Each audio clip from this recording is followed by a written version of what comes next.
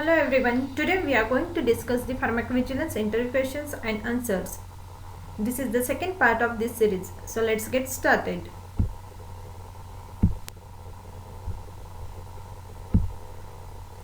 What is Who-Art, Who-Didi and MedDRA, and tell the difference between them. The Who-Didi, it is a Who drug dictionary. MedDRA is a medical drug dictionary for regulatory activities, and the Who-Art, it is a Who adverse reaction terminology. Who-Didi is used for drug coding. MedDRA and Who-Art are used for event. What is MedDRA and explain the hierarchy. MedDRA is medical drug dictionary for regulatory activities. It is a clinically validated international medical dictionary used by regulatory authorities and pharmaceutical industries during regulatory process from pre-marketing to post-marketing activities. It is developed by ICH and maintained by the MSSO, that is Maintenance Support Service Organization.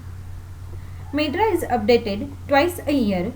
Major implementation done in March, while minor implementations are done in the month of the September. Current version of MedDRA is 24.1. The hierarchy of MedDRA. The MedDRA dictionary is organized with a 5-level hierarchy. The highest or broadest level is system organ class, which is further divided into the high-level group term. High-level group term is divided into the high-level term, that is HLT. HLT again divides into the preferred term, that is PT, and PT are also divided into the lower level term, that is LLT.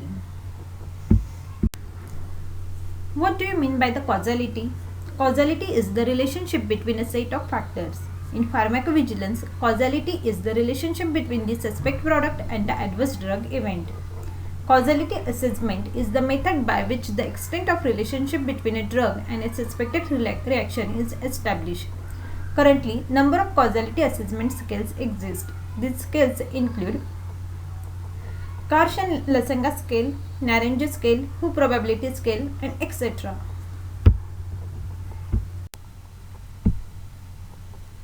What is meant by the D challenge? Usually, after the appearance of adverse event or at the end of the planned therapy, we discontinue the drug. This withdrawal of a drug is known as a D challenge. Positive D challenge.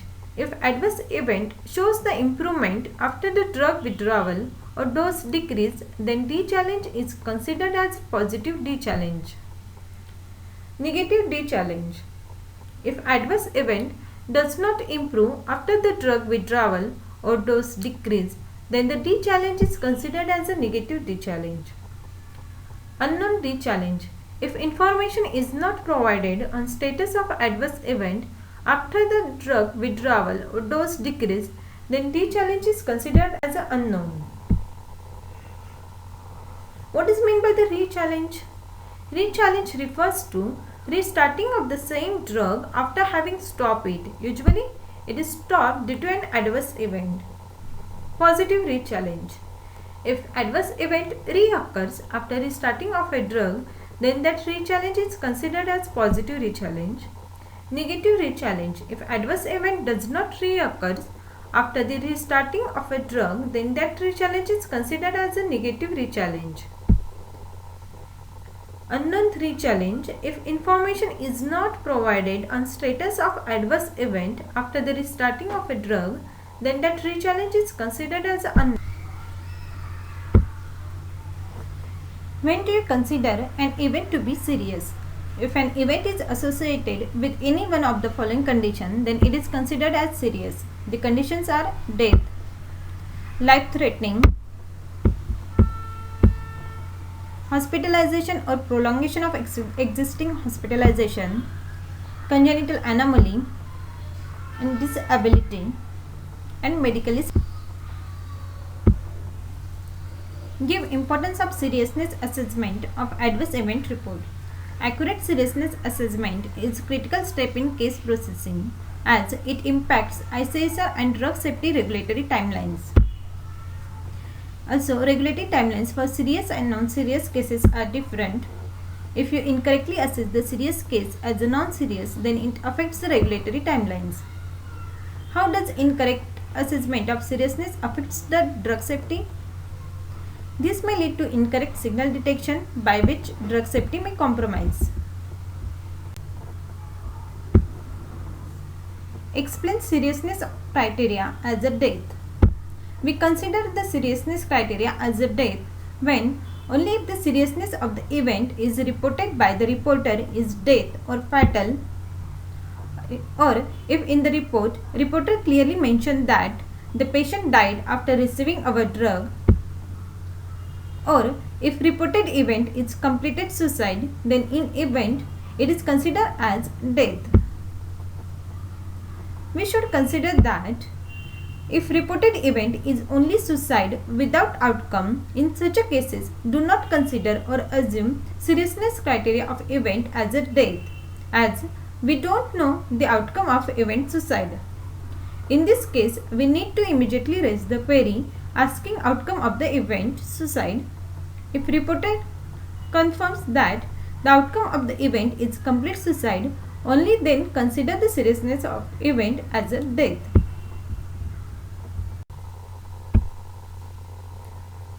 Explain life-threatening.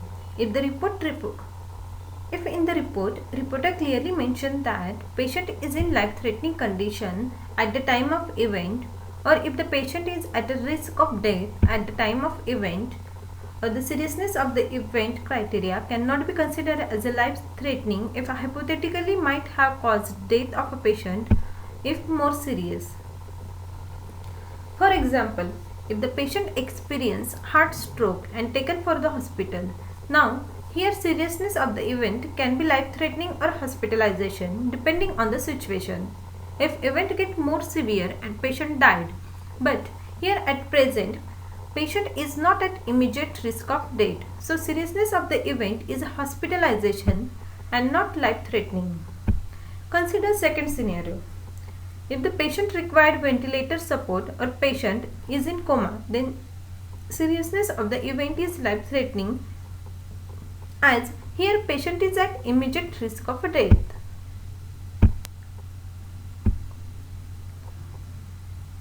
Explain hospitalization or prolongation of hospitalization. If the patient is admitted in hospital for minimum 24 hours or the event causing prolongation of existing hospitalization, then we consider the criteria as a hospitalization or prolongation of hospitalization. Consider the following conditions where the seriousness of the event cannot be considered as hospitalization. If the patient is admitted in hospital for less than 24 hours, if the hospitalization requirement is reported in the protocol, or if the patient admitted to the hospital for pre-planned surgery which do not have any relation to drug, or in case of emergency visit to the hospital where patient is treated and immediately released. Explain congenital anomaly as a seriousness criteria. Congenital anomaly, also called as a birth defect, congenital disorder, congenital abnormalities. Birth defect is condition present at the time of a birth which potentially impacts health, development and survival of fetus, newborn baby. This seriousness criteria can be present only in pregnancy report. Pregnancy report are one where any of the parent exposed to medication and then conceived, or mother during pregnancy take the medication and baby develop birth defect. In such a scenarios, we have to create separate baby case. Explain seriousness criteria disability. If in the report, reporter clearly mentioned that event as a disability, if the patient lost any body parts due to the event, also if the patient experienced permanent loss of any senses due to the event, for example patient lost eyes, ability to hear due to the event. If loss of any substantial limitation of any body function for more than 7 days, for example difficulty in breathing, drinking or eating, difficulty in daily day-to-day work for more than 7 days like walking, dressing, undressing, Explain medically significant criteria. Based on the judgment of doctors or physicians, any event can be considered as a serious based on the important medical event criteria. If reported event is present in IME, important medical event list which is prepared and maintained by IMA, another criteria is if the reported event meets the criteria of grade 3 or above in common terminology criteria for advanced event, that is CTCAE list. In clinical trial reports, any lab data reported with abnormal results and CTCAE should be reported as a grade 3 or above, then such an abnormal lab data should be coded as event and seriousness of the criteria as a IME. When do we need to assess the seriousness criteria of the event? When the seriousness of the event is not reported by the reporter. If seriousness of the event is reported as a non-serious, then we have to reassess the event as it is non-serious or not. If the seriousness of the event is reported as hospitalization, then we have to check the event to make sure that patient is hospitalized for more than 24 hours or not.